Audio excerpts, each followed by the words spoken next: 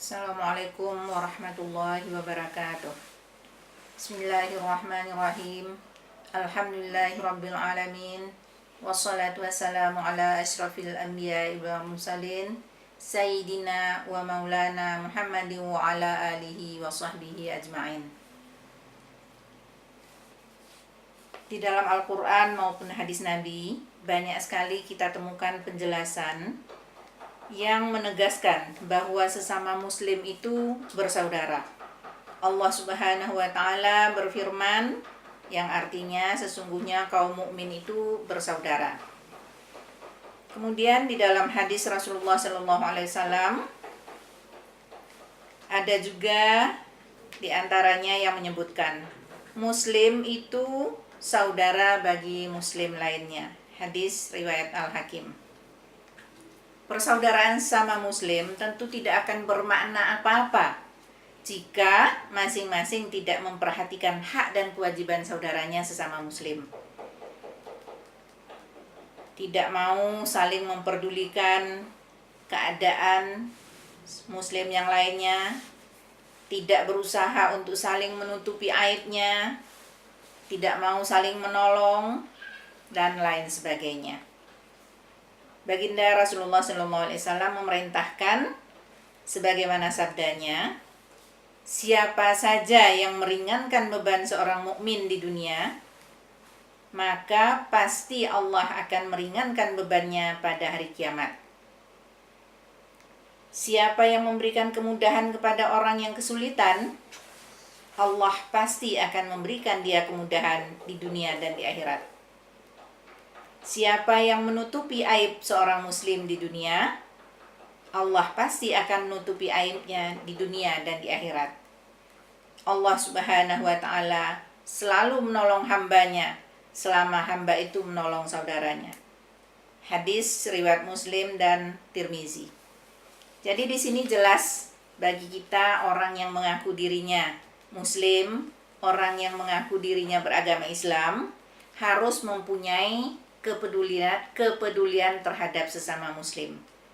Jadi di sini jelas-jelas Nabi SAW mengatakan kalau kita meringankan seseorang yang mempunyai beban yang berat, mempunyai masalah yang berat, kita meringankan bebannya di dunia ini, maka pasti Allah akan meringankan beban kita pada hari kiamat.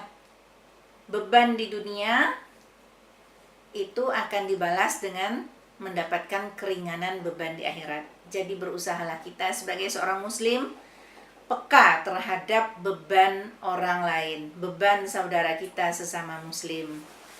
Usahakan kita mau meringankan beban saudara kita, insya Allah maka beban kita di akhirat kelak akan mendapatkan keringanan dari Allah Subhanahu wa taala.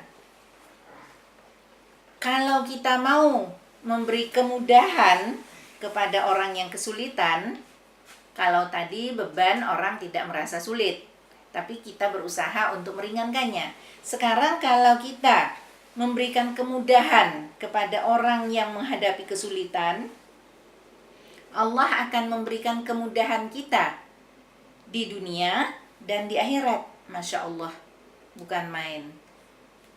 Kita mau memudahkan kesulitan orang di alam dunia ini, maka Allah akan membalasnya, memberikan kemudahan kita mulai dari dunia sampai di akhirat. Kemudian siapa yang mau menutupi aib seorang muslim di dunia, menutup aib, menutup kejelekan-kejelekan, keburukan-keburukan.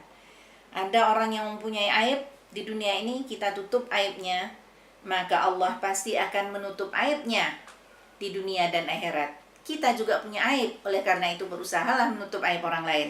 Insya Allah aib kita di dunia akan ditutupi oleh Allah dari dunia sampai ke akhirat.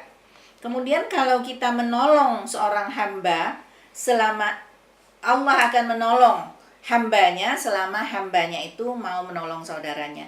Jadi mulai kita meringankan beban, memudahkan kesulitan, menutup aib, itu berarti kita menolong sesama muslim. Kalau kita mau menolong, maka Allah pasti akan menolong kita. Selama kita selalu berusaha untuk menolong saudara kita, insya Allah Allah akan menolong kita kapanpun dan dimanapun kita berada. Dan pertolongan itu tidak hanya di dunia, tapi juga kelak di akhirat. Mudah-mudahan kita menjadi orang yang selalu peduli terhadap sesama muslim. Billahi taufiq wa hidayah. Assalamualaikum warahmatullahi wabarakatuh.